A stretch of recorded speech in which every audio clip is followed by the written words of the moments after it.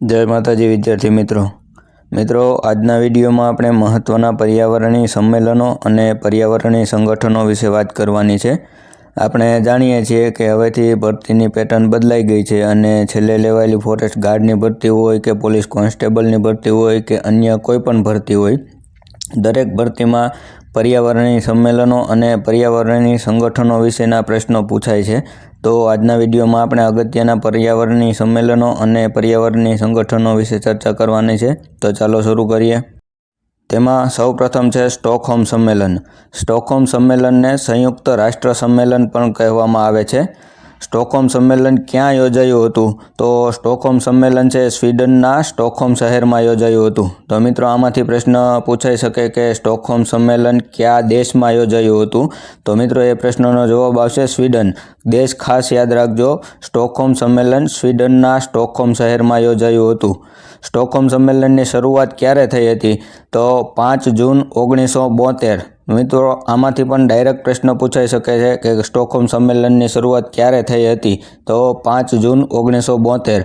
हवे 5 जून जे तारीख छे ए सामे आवे एटले जे मित्रों तैयारी करे छे ए मित्रोंने ख्याल ज हशे कि 5 जूनना रोज दर वर्षे विश्व पर्यावरण दिवसनी उजवणी करवामां आवे छे। तो आ विश्व पर्यावरण दिवसनी जे शरूआत थई हती ते पण स्टॉकहोम सम्मेलनथी ज थई हती। स्टॉकहोम सम्मेलननी आगळ वात करीए तो एमां भाग लेनार देश 122 देश हता। स्टॉकहोम सम्मेलन में कुल 122 देशोए भाग लीधो हतो अने स्टॉकहोम सम्मेलन छे जे सौ प्रथम आंतरराष्ट्रीय पर्यावरणीय सम्मेलन हतुं। तो मित्रों आना पहेला कोई पण आंतरराष्ट्रीय स्तरनुं पर्यावरणीय सम्मेलन योजायुं न हतुं। तो स्टॉकहोम सम्मेलन जे छे ए सौ प्रथम आंतरराष्ट्रीय पर्यावरणीय सम्मेलन हतुं। स्टॉकहोम सम्मेलननो उद्देश्य शुं हतो? एटले के स्टॉकहोम सम्मेलन शा माटे योजवामां आव्युं हतुं, एनुं कारण शुं हतुं? तो आ सम्मेलनमां मानव पर्यावरणना संवर्धन अने संरक्षण माटे सामान्य अभिगम अपनाववानी चर्चा करवामां आवी हती के जेमां कुदरती संसाधनोनुं रक्षण करवुं, वन्यजीवोनुं रक्षण करवुं, दरियाई प्रदूषण अटकाववुं, हवानुं प्रदूषण अटकाववुं, जमीननुं प्रदूषण अटकाववुं, साथे संतुलित विकासनुं आयोजन करवुं। संतुलित विकासनुं आयोजन एटले के मानवनो पण विकास थाय अने साथे साथे पर्यावरणने नुकसान पण न थाय एवी रीतना संतुलित विकासनुं आयोजन करवुं, पर्यावरण सुधारवा माटे विज्ञान अने टेक्नोलॉजीनो उपयोग करवो, सामूहिक विनाशना शस्त्रोनो नाश करवो वगैरे मुद्दाओ पर चर्चा करवामां आवी हती। આપણે જાણીએ છીએ કે બીજા વિશ્વયુદ્ધ પછી ઔદ્યોગિક ક્રાંતિની શરૂઆત થઈ અને દુનિયામાં ઔદ્યોગિક ક્ષેત્રે દુનિયાએ વિકાસ કરવાનું શરૂ કર્યું, પરંતુ તેની વિપરીત અસર 1960 પછી ગ્લોબલ વોર્મિંગના સ્વરૂપે એટલે કે વૈશ્વિક તાપમાનના વધારાના સ્વરૂપે તેની વિપરીત અસર દેખાય। એટલે 1960 પછીથી વિવિધ દેશોએ રિસર્ચ કર્યું અને જાણવા મળ્યું કે પર્યાવરણને નુકસાન થવાના કારણે ગ્લોબલ વોર્મિંગની અસર જોવા મળે છે। એટલા માટે હવે પર્યાવરણનું રક્ષણ કરવું પણ જરૂરી છે, જેથી વિશ્વના વિવિધ દેશોએ સાથે મળી એક સંમેલનનું આયોજન કર્યું કે જે સંમેલન 5 જૂન 1972ના રોજ સ્વીડનના સ્ટોકહોમ ખાતે યોજાયું કે જેને આપણે સ્ટોકહોમ સંમેલન તરીકે ઓળખીએ છીએ। આ સંમેલનનો મુખ્ય મુદ્દો એક જ હતો કે પર્યાવરણનું રક્ષણ કરવું, કુદરતી સંસાધનોનું રક્ષણ કરવું, વન્યજીવોનું રક્ષણ કરવું અને વિવિધ પ્રદૂષણ જેમ કે દરિયાઈ પ્રદૂષણ, હવાઈ પ્રદૂષણ, જમીન પ્રદૂષણ, આ પ્રદૂષણ અટકાવવું અને એક અભિગમ અપનાવવો કે જેથી માનવનો વિકાસ થાય અને વાતાવરણમાં પ્રદૂષણ પણ ના વધે કે પર્યાવરણને નુકસાન પણ ન થાય। મુખ્ય મુદ્દો કે મુખ્ય ઉદ્દેશ્ય આપણે જો કહીએ તો સ્ટોકહોમ સંમેલનનો મુખ્ય ઉદ્દેશ્ય આ એક જ હતો। તો મિત્રો સ્ટોકહોમ સંમેલનનો પ્રશ્ન આવે તો તમને એટલો તો ખ્યાલ હોવો જ જોઈએ કે સ્ટોકહોમ સંમેલન જે છે એ પર્યાવરણ સંબંધિત હતું, પર્યાવરણની સુરક્ષા સંબંધિત હતું, એટલો તો તમને ખ્યાલ હોવો જ જોઈએ। હવે સ્ટોકહોમ સંમેલનમાં पर्यावरणनी सुरक्षा करवा माटेनो निर्णय लेवामां आव्यो हतो के पर्यावरणनुं रक्षण करवुं जोईए। तो हवे ए जे निर्णय लेवामां आव्यो तेना अमल माटे स्टॉकहोम सम्मेलन में एक संस्थानी स्थापना करवामां आवी के जे संस्थानुं नाम हतुं UNEP एटले के युनाइटेड नेशन्स एनवायरमेंट प्रोग्राम। हवे UNEP ની વાત કરીએ તો UNEP નું પૂરું નામ છે યુનાઇટેડ નેશન્સ એન્વાયરમેન્ટ પ્રોગ્રામ। તો મિત્રો આમાંથી ઘણીવાર પ્રશ્ન પૂછાઈ ચૂક્યો છે। UNEP નું પૂરું નામ અગાઉની ઘણી પરીક્ષાઓમાં પૂછાઈ ચૂક્યું છે, તો તમારે ખાસ યાદ રાખવું જોઈએ UNEP નું પૂરું નામ યુનાઇટેડ નેશન્સ એન્વાયરમેન્ટ પ્રોગ્રામ છે અને ગુજરાતીમાં એને સંયુક્ત રાષ્ટ્ર પર્યાવરણ કાર્યક્રમ તરીકે ઓળખવામાં આવે છે। યુએનઈપીની સ્થાપના 1972માં સ્ટોકહોમ સંમેલનમાં કરવામાં આવી હતી. યુએનઈપીનું વડું મથક કેન્યાના નેરોબી ખાતે આવેલું છે. યુએનઈપીના ડાયરેક્ટરની વાત કરીએ તો હાલમાં યુએનઈપીના ડાયરેક્ટર ઇંગર એન્ડરસન છે કે જે ડેનમાર્કના વતની છે અને 2019થી હાલ સુધી એટલે કે નવેમ્બર 2025 સુધી તેઓ આ પદ ઉપર કાર્યરત છે. આમાં પરિવર્તન આવી શકે છે કે આવનારા સમયમાં ડાયરેક્ટર તરીકે કોઈ અલગ વ્યક્તિ પણ આવી શકે છે, એટલે માટે એ તો કરંટ અફેર્સનો વિષય બની જાય, પરંતુ હાલમાં યુએનઈપીના ડાયરેક્ટર છે ઇંગર એન્ડરસન છે. યુએનઈપીના સભ્ય દેશોની વાત કરીએ તો યુએનઈપીમાં કુલ 193 સભ્ય દેશો છે. તો યુએનઈપી વિશે એટલા ફેક્ચ્યુઅલ ડેટા છે કે જેમાંથી પ્રશ્નો પૂછાઈ શકે છે, તો એ તમારે ખાસ યાદ રાખવા. એક તો છે યુએનઈપીનું ફૂલ ફોર્મ, પછી યુએનઈપીની સ્થાપના ક્યારે થઈ હતી, યુએનઈપીના વડું મથક ક્યાં આવેલું છે, યુએનઈપીના ડાયરેક્ટર કોણ છે અને યુએનઈપીના સભ્ય દેશો કેટલા છે. આ ફેક્ચ્યુઅલ ડેટા છે કે જેમાંથી પ્રશ્નો પૂછાઈ શકે છે, તો એટલા ફેક્ચ્યુઅલ ડેટા તમારે યુએનઈપી વિશે ખાસ યાદ રાખવા. હવે યુએનઈપીના ઉદ્દેશ્યની વાત કરીએ તો આપણે હમણાં આગળ જોયું કે યુએનઈપીની સ્થાપના સ્ટોકહોમ સંમેલનમાં કરવામાં આવી હતી અને સ્ટોકહોમ સંમેલનનો ઉદ્દેશ્ય હતો પર્યાવરણનું રક્ષણ કરવું. તો યુએનઈપી છે એ પર્યાવરણ સંબંધિત મુદ્દાઓ પર વૈશ્વિક સ્તરે કામ કરતી એક મુખ્ય સંસ્થા છે અને તે પર્યાવરણના સંરક્ષણ માટે વૈશ્વિક સ્તરે પ્રયાસોને પ્રોત્સાહન આપે છે. આ સંસ્થા છે એ પર્યાવરણની સ્થિતિનું નિરીક્ષણ કરે છે અને નીતિ નિર્માણ માટે વિજ્ઞાનનો ઉપયોગ કરે છે અને પર્યાવરણીય પડકારોને પહોંચી વળવા માટે પ્રતિભાવોનું સંકલન કરે છે. તો યુએનઈપીનું મુખ્ય કાર્ય આપણે જોઈએ તો વૈશ્વિક સ્તરે એટલે કે આખી દુનિયાના કોઈપણ દેશમાં પર્યાવરણને લગતું અથવા તો પર્યાવરણના સંરક્ષણને લગતું કોઈપણ કામ હોય તો એ યુએનઈપી દ્વારા કરવામાં આવે છે. યુએનઈપી સંયુક્ત રાષ્ટ્રની વિવિધ સંસ્થાઓ, વૈશ્વિક સંસ્થાઓ, વિવિધ દેશની સરકારો, બિનસરકારી સંગઠનો, ખાનગી એનજીઓ વગેરે સાથે મળીને પર્યાવરણલક્ષી કામગીરી કરે છે. હવે માની લો કે આપણા ગુજરાતમાં પર્યાવરણને લગતો કોઈ પણ પ્રશ્ન હોય તો યુએનઈપી છે એ સૌપ્રથમ ભારત સરકાર સાથે વાતચીત કરશે, ત્યાર પછી ગુજરાત સરકાર સાથે વાતચીત કરશે અને ગુજરાતના જે તે વિસ્તારમાં પર્યાવરણને લગતો કોઈ પણ પ્રશ્ન હશે તો ત્યાંના બિનસરકારી સંગઠનો અને ખાનગી એનજીઓ સાથે મળી અને તે વિસ્તારની પર્યાવરણલક્ષી જે સમસ્યા હશે તેનું નિરાકરણ લાવવા માટે યુએનઈપી છે એ બનતી તમામ મદદ કરશે. દર વર્ષે 5 જૂને ઉજવવામાં આવતો વિશ્વ પર્યાવરણ દિવસ એ પણ યુએનઈપીની જ પહેલ છે. યુએનઈપી દ્વારા દર વર્ષે 5 જૂને વિશ્વ પર્યાવરણ દિવસની ઉજવણી કરવામાં આવે છે. શા માટે? તો સામાન્ય નાગરિકો છે કે જેઓ પર્યાવરણ વિશે માહિતી મેળવી શકે અને પર્યાવરણના સંરક્ષણ માટે સામાન્ય નાગરિકો પણ પોતાનો પ્રયાસ કરે અને એમાં થોડો ઘણો તેમનો ફાળો આપે, એટલા માટે દર વર્ષે 5 જૂને વિશ્વ પર્યાવરણ દિવસની ઉજવણી કરવામાં આવે છે. વિશ્વ પર્યાવરણ દિવસની ઉજવણીની શરૂઆતની વાત કરીએ તો સૌપ્રથમ વિશ્વ પર્યાવરણ દિવસની ઉજવણી 1973માં કરવામાં આવી હતી. તો મિત્રો આમાં થોડુંક અલગ અલગ બુકોમાં અલગ અલગ આપેલું છે કે કેટલીક બુકોમાં પ્રથમ વિશ્વ પર્યાવરણ દિવસની ઉજવણી 1972થી બતાવે છે, કેટલીક બુકોમાં પ્રથમ વિશ્વ પર્યાવરણ દિવસની ઉજવણી 1973માં બતાવે છે, તો કેટલીક બુકોમાં પ્રથમ વિશ્વ પર્યાવરણ દિવસની ઉજવણી 1974થી બતાવે છે.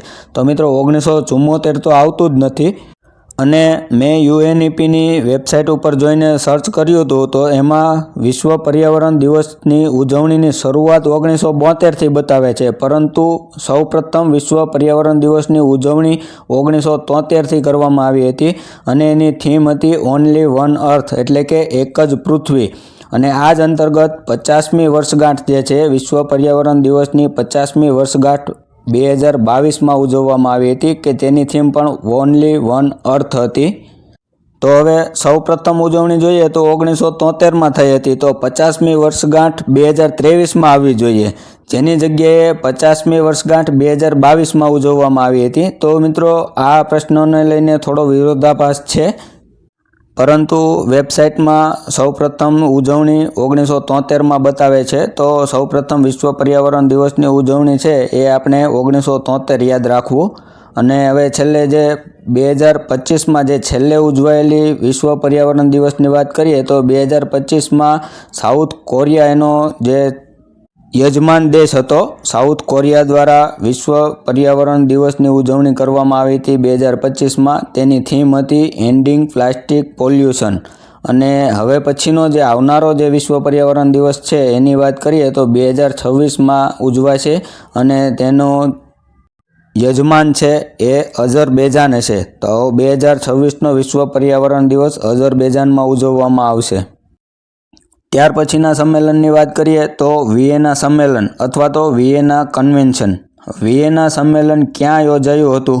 તો વિયેના કન્વેન્શન છે ઓસ્ટ્રિયાના વિયેના ખાતે યોજાયું હતું. તો મિત્રો આમાં ઘણા વિદ્યાર્થીઓને કન્ફ્યુઝન થાય એવું છે ઓસ્ટ્રિયા અને ઓસ્ટ્રેલિયાને લઈને. તો મિત્રો ખાસ યાદ રાખજો, ઓસ્ટ્રિયા છે એ યુરોપનો એક દેશ છે, જ્યારે ઓસ્ટ્રેલિયા એક આખો ખંડ છે અને એ ખંડમાં જ આવેલો દેશ છે ઓસ્ટ્રેલિયા. તો અહીંયા તમે ખાસ યાદ રાખજો, વિયેના સંમેલન કયા દેશમાં યોજાયું હતું પૂછે તો ખાસ યાદ રાખજો ઓસ્ટ્રિયા આવશે, જે યુરોપનો એક દેશ છે. વિયેના સંમેલન ક્યારે યોજાયું હતું? તો માર્ચ 1985માં યોજાયું હતું. વિયેના સંમેલનનો ઉદ્દેશ્ય શું હતો? તો માર્ચ 1985માં વિયેનામાં ઓઝોન સ્તરના સંરક્ષણ માટે એક વિશ્વ કક્ષાની પરિષદ યોજાઈ હતી કે જેમાં ઓઝોન સંરક્ષણ સંબંધિત સંશોધન પર આંતરરાષ્ટ્રીય સહકાર, ઓઝોન સ્તરનું વ્યવસ્થિત નિરીક્ષણ, ક્લોરોફ્લોરોકાર્બન વાયુઓનું નિરીક્ષણ વગેરે જેવા મુદ્દાઓ પર ચર્ચા થઈ હતી.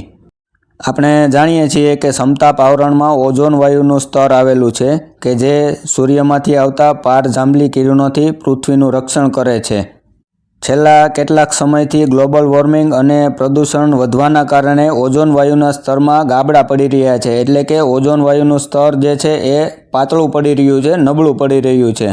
તો આ ઓઝોન સ્તરના સંરક્ષણ માટે ઓસ્ટ્રિયાના વિયેના ખાતે એક સંમેલનનું આયોજન કરવામાં આવ્યું હતું કે જેને આપણે વિયેના સંમેલન તરીકે ઓળખીએ છીએ. વિયેના સંમેલનનો ઉદ્દેશ્ય એક જ હતો કે ઓઝોન સ્તરનું વ્યવસ્થિત નિરીક્ષણ કરવું અને ઓઝોન સ્તરનું સંરક્ષણ કરવું. ત્યાર પછી છે મોન્ટ્રીયલ પ્રોટોકોલ. મોન્ટ્રીયલ પ્રોટોકોલનું આયોજન ક્યાં કરવામાં આવ્યું હતું? તો મોન્ટ્રીયલ પ્રોટોકોલનું આયોજન કેનેડાના મોન્ટ્રીયલ નામના શહેરમાં કરવામાં આવ્યું હતું. અને ક્યારે કરવામાં આવ્યું હતું? તો 16 સપ્ટેમ્બર 1987ના રોજ. હવે 16 સપ્ટેમ્બર આ તારીખ જોઈએ એટલે આપણને તરત વિશ્વ ઓઝોન દિવસની યાદ આવે, કારણ કે આપણે જે મિત્રોએ તૈયારી કરીએ છીએ એ મિત્રોને ખ્યાલ હશે કે દર વર્ષે 16 સપ્ટેમ્બરના રોજ વિશ્વ ઓઝોન દિવસ ઉજવવામાં આવે છે. તો મિત્રો 16 સપ્ટેમ્બર 1987ના રોજ મોન્ટ્રીયલ પ્રોટોકોલ ઉપર હસ્તાક્ષર કરવામાં આવ્યા હતા. તેથી તેની યાદમાં દર વર્ષે 16 સપ્ટેમ્બરના રોજ વિશ્વ ઓઝોન દિવસની ઉજવણી કરવામાં આવે છે.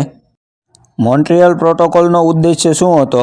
તો વિયેના સંમેલનમાં ઓઝોન સ્તરના સંરક્ષણ માટે જે ચર્ચા થઈ હતી તેના અનુસંધાને 1987માં કેનેડાના મોન્ટ્રીયલ શહેરમાં આ સંમેલન યોજવામાં આવ્યું હતું અને ઓઝોન સ્તરને નુકસાનકારક એવા ક્લોરોફ્લોરોકાર્બન એટલે કે CFC પર પ્રતિબંધ મૂકવા અને ક્લોરોફ્લોરોકાર્બનની જગ્યાએ HFC એટલે કે હાઇડ્રોફ્લોરોકાર્બનનો ઉપયોગ કરવા પર સહમતિ સાધવામાં આવી હતી. અને સાથે જ હેલોન, કાર્બન ટેટ્રાક્લોરાઇડ અને મિથાઇલ બ્રોમાઇડનો ઉપયોગ ઓછો કરવા પર સંધિ કરવામાં આવી હતી. તો મિત્રો મોન્ટ્રીયલ પ્રોટોકોલનું આયોજન શા માટે કરવામાં આવ્યું હતું? તો ઓઝોન સ્તરને સૌથી વધુ નુકસાનકારક વાયુ એવો ક્લોરોફ્લોરોકાર્બન કે જેનો ઉપયોગ સૌથી વધારે રેફ્રિજરેટર અને એસીમાં કરવામાં આવે છે, એ ક્લોરોફ્લોરોકાર્બનનો ઉપયોગ બંધ કરી અને તેની જગ્યાએ હાઇડ્રોફ્લોરોકાર્બન એટલે કે HFCનો ઉપયોગ વધારવાનો આ નિર્ણય લેવામાં આવ્યો હતો. અને તેની સાથે જ તે હેલોન, કાર્બન ટેટ્રાક્લોરાઇડ અને મિથાઇલ બ્રોમાઇડનો ઉપયોગ ઓછો કરવા પર સંધિ કરવામાં આવી હતી. તો મિત્રો વિયેના કન્વેન્શન શા માટે યોજવામાં આવ્યું હતું? તો ઓઝોન સ્તરના સંરક્ષણ માટે વિયેના કન્વેન્શન યોજવામાં આવ્યું હતું. અને મોન્ટ્રીયલ પ્રોટોકોલની વાત કરીએ તો મોન્ટ્રીયલ પ્રોટોકોલમાં CFC એટલે કે ક્લોરોફ્લોરોકાર્બનનો ઉપયોગ પર પ્રતિબંધ મૂકવાનો અને તેની જગ્યાએ HFC એટલે કે હાઇડ્રોફ્લોરોકાર્બનના ઉપયોગનો વધારો કરવાનો આ એક નિર્ણય લેવામાં આવ્યો હતો. તો મિત્રો આ બંને વચ્ચે તફાવત ખાસ યાદ રાખજો કે વિયેના કન્વેન્શન છે એ ઓઝોન સ્તરના સંરક્ષણ માટે હતું, કે જ્યારે મોન્ટ્રીયલ પ્રોટોકોલ છે એ ઓઝોન સ્તરના સંરક્ષણ માટે તો હતો જ, પરંતુ તેમાં એક નિર્ણય લેવામાં આવ્યો હતો કે ક્લોરોફ્લોરોકાર્બનની જગ્યાએ હાઇડ્રોફ્લોરોકાર્બન વાયુનો ઉપયોગ કરવો. ત્યાર પછી છે કિગાલી સુધારો. તો મિત્રો આ બેઠક ક્યાં યોજાઈ હતી? તો આ બેઠક છે આફ્રિકાનો એક દેશ છે રવાંડા. એ રવાંડા દેશના કિગાલીમાં આ બેઠક યોજવામાં આવી હતી. ક્યારે યોજાઈ હતી? તો 15 ઓક્ટોબર 2016ના રોજ આ બેઠક યોજવામાં આવી હતી. આ બેઠકનો ઉદ્દેશ્ય શું હતો? તો ઓઝોન સ્તરના રક્ષણ માટે મોન્ટ્રીયલ પ્રોટોકોલના પક્ષો એટલે કે એના સભ્યો 15 ઓક્ટોબર 2016માં રવાંડાના કિગાલીમાં તેમની 28મી બેઠકમાં હાઇડ્રોફ્લોરોકાર્બન એટલે કે HFCના ઉપયોગને તબક્કાવાર બંધ કરવા માટે સહમત થયા હતા. કારણ કે HFC છે એ ગ્રીન હાઉસ વાયુ છે, જેના કારણે ગ્લોબલ વોર્મિંગ થાય છે. તો કિગાલી સુધારો શા માટે કરવામાં આવ્યો? તો આપણે હમણાં જોયું કે મોન્ટ્રીયલ પ્રોટોકોલ દરમિયાન ક્લોરોફ્લોરોકાર્બનનો ઉપયોગ બંધ કરી અને તેની જગ્યાએ હાઇડ્રોફ્લોરોકાર્બનનો ઉપયોગ વધારવા પર એક સહમતિ કરવામાં આવી હતી. પરંતુ હાઇડ્રોફ્લોરોકાર્બનના ઉપયોગ કરવાથી થોડા વર્ષો પછી ખ્યાલ આવ્યો કે હાઇડ્રોફ્લોરોકાર્બન છે એ ગ્રીન હાઉસ વાયુ છે અને હાઇડ્રોફ્લોરોકાર્બનના ઉપયોગને લીધે ગ્લોબલ વોર્મિંગમાં વધારો થઈ રહ્યો છે, એટલે કે વૈશ્વિક તાપમાનમાં વધારો થઈ રહ્યો છે. તો હવે હાઇડ્રોફ્લોરોકાર્બન જે છે એનો ઉપયોગને તબક્કાવાર એટલે કે ધીમે ધીમે ઘટાડી અને એનો ઉપયોગ ઓછો કરવા માટે એક સુધારો કરવામાં આવ્યો કે તેનું નામ છે કિગાલી સુધારો. તો મિત્રો ઓઝોન સ્તરને લઈને આ 3 સંમેલનો યોજાયા હતા. તો મિત્રો આ 3 સંમેલનમાં ખાસ વાત યાદ રાખજો કે વિયેના સંમેલન જે છે એ ઓઝોન સ્તરના સંરક્ષણ માટે યોજાયું હતું, જ્યારે મોન્ટ્રીયલ પ્રોટોકોલ છે તે CFC એટલે કે ક્લોરોફ્લોરોકાર્બનના ઉપયોગ પર પ્રતિબંધ મૂકી અને તેની જગ્યાએ હાઇડ્રોફ્લોરોકાર્બનના ઉપયોગ કરવાની સહમતિ થઈ હતી. જ્યારે કિગાલી સુધારો છે તે હાઇડ્રોફ્લોરોકાર્બનના ઉપયોગને ધીમે બંધ કરવા તરફનો એક સુધારો હતો. ત્યાર પછી છે વિશ્વ પૃથ્વી સંમેલન અથવા તો રિયો સંમેલન. આ સંમેલન ક્યાં યોજાયું હતું? તો બ્રાઝિલના રિયો ડી જાનેરો ખાતે યોજાયું હતું અને એટલા માટે જ તેને રિયો સંમેલન પણ કહેવામાં આવે છે, કારણ કે રિયો ડી જાનેરો ખાતે યોજાયું હતું, તેથી તેને રિયો સંમેલન અથવા તો વિશ્વ પૃથ્વી સંમેલન કહેવામાં આવે છે. ક્યારે યોજાયું હતું? તો 3 જૂન 1992ના રોજ સ્ટોકહોમ સંમેલનના 20 વર્ષ પૂર્ણ થવા પર આ સંમેલનનું આયોજન કરવામાં આવ્યું હતું. તો આપણે જાણીએ છીએ કે 1972માં સ્ટોકહોમ સંમેલનનું આયોજન કરવામાં આવ્યું હતું. તેના 20 વર્ષ થવા પર એટલે કે 1992ના રોજ વિશ્વ પૃથ્વી સંમેલનનું આયોજન કરવામાં આવ્યું હતું. અને સ્ટોકહોમ સંમેલનનો ઉદ્દેશ્ય પણ આપણે જાણીએ છીએ, આગળ જોઈ ગયા કે સ્ટોકહોમ સંમેલનનો ઉદ્દેશ્ય પર્યાવરણની સુરક્ષા કરવાનો છે. એવી જ રીતના વિશ્વ પૃથ્વી સંમેલનનો ઉદ્દેશ્ય પણ પર્યાવરણની સુરક્ષા સાથે સંબંધિત છે. આ સંમેલનનો મુખ્ય ઉદ્દેશ્ય પર્યાવરણની સુરક્ષા સાથે સતત વિકાસ કરતા રહેવાનો હતો. આ સંમેલનમાં કેટલાક કરાર પર હસ્તાક્ષર કરવામાં આવ્યા હતા કે જેમાં એજન્ડા 21 એટલે કે સતત વિકાસની યોજના સસ્ટેનેબલ ડેવલપમેન્ટ ગોલ, આ સિવાય હતું રિયો ઘોષણાપત્ર, પર્યાવરણ અને વિકાસના સિદ્ધાંતો પર આધારિત એક ઘોષણાપત્ર હતું જેને રિયો ઘોષણાપત્ર તરીકે ઓળખવામાં આવે છે, અને જૈવ વિવિધતા સિદ્ધાંત હતો કે જેમાં જૈવ વિવિધતાની જાળવણી કરવી અને તેનું સંરક્ષણ કરવું વગેરે કરારો પર હસ્તાક્ષર કરવામાં આવ્યા હતા. તો મિત્રો રિયો સંમેલન અથવા તો પૃથ્વી સંમેલનનો મુખ્ય ઉદ્દેશ હતો કે પર્યાવરણની સુરક્ષા, તેની સાથે માનવે પણ સતત વિકાસ કરતા રહેવાનું હતું. અને આ સંમેલનમાં ખાસ જો કોઈ વાત હોય તો તે છે એજન્ડા 21. આ સંમેલનમાં જે કેટલાક કરાર ઉપર હસ્તાક્ષર કરવામાં આવ્યા હતા તેમાંનો એક ખાસ કરાર છે એજન્ડા 21. આ એજન્ડા 21 એટલે કે સસ્ટેનેબલ ડેવલપમેન્ટ ગોલ, એના ઉપર આપણે આગળ એક વિડીયો બનાવવાના છીએ. ડીપમાં આ એજન્ડા 21 વિશે આપણે એક વિડીયો બનાવશું, એમાં ચર્ચા કરીશું. પરંતુ વિશ્વ પૃથ્વી સંમેલન વિશે તમારે ખાસ યાદ રાખવાનું છે કે તેમાં કેટલાક કરાર ઉપર હસ્તાક્ષર કરવામાં આવ્યા હતા. તેમાં ખાસ છે એજન્ડા 21. આ સિવાય છે રિયો ઘોષણાપત્ર અને એક જૈવ વિવિધતા સિદ્ધાંત છે. આ કરાર ઉપર પણ હસ્તાક્ષર કરવામાં આવ્યા હતા. આ સંમેલનનું સત્તાવાર નામ સંયુક્ત રાષ્ટ્ર પર્યાવરણ તથા વિકાસ સંમેલન એટલે કે United Nations conference on environment and development UNCED હતું. તો મિત્રો વિશ્વ પૃથ્વી સંમેલન એક તો સ્ટોકહોમ સંમેલનના 20 વર્ષ પૂરા થવા પર યોજાયું હતું અને તેમાં ખાસ કરીને એજન્ડા 21 આ કરાર પર હસ્તાક્ષર કરવામાં આવ્યા હતા. આ બે વાત ખાસ યાદ રાખવી વિશ્વ પૃથ્વી સંમેલન વિશે. તો મિત્રો આ વિડીયોમાં આટલું જ. આવતા વિડીયોમાં એટલે કે ભાગ 2માં આપણે મિનામાટા સંમેલન છે, ક્યોટો પ્રોટોકોલ છે, વોશિંગ્ટન કન્વેન્શન છે, બોન સંમેલન છે વગેરે વિશે ચર્ચા કરવાના છીએ. તો અમારી ચેનલ સાથે જોડાયેલા રહેજો અને અમારો વિડીયો તમને પસંદ આવ્યો હોય તો ચેનલને સબસ્ક્રાઈબ કરજો અને વિડીયોને તમારા મિત્રો સુધી શેર કરજો.